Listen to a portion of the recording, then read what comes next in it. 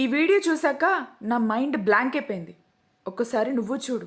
మీకు వచ్చిన డబ్బులు వచ్చినట్టుగా దాచిపెట్టుకొని బంగారం 1 గ్రాము 5,000 ఉండే 1 గ్రాము కొనుక్కోండి, 10,000 ఉండే 2 గ్రాములు కొనుక్కోండి, 50,000 ఉండే 10 గ్రాములు కొనుక్కోండి, కొనుక్కుంటే వెళ్ళిపోండి. ఇంకా అసలు తగ్గేది పెరిగిద్ది అనేది మీరు ఆలోచించకండి. చూడండి, అసలు మనకి ఆశ్చర్యంగా ఉండిద్ది.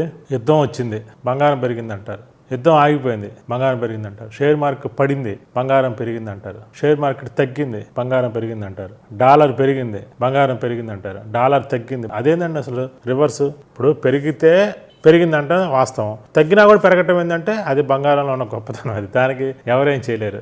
ద్రవ్యోల్బణం పడిపోయింది, బంగారం పెరిగింది. అసలు ఆశ్చర్యకరమైన విషయం ఏంటంటే పెళ్లిళ్ళ సీజన్ అండి బంగారం పెరిగింది అంటారు, అన్ సీజన్ బంగారం పెరిగింది అంటారు. ఎందుకండి అని అడిగితే ఇది ఇంటర్నేషనల్ మార్కెట్ అండి, పెళ్లిళ్ళు అనేది మన ఊరికే ఉంటాయి కదా అంటారు. అస్సలు ఒక్కటి కూడా పొంతన అనేది ఉండదు. కరోనా వచ్చినప్పుడు ఏం చెప్పారు?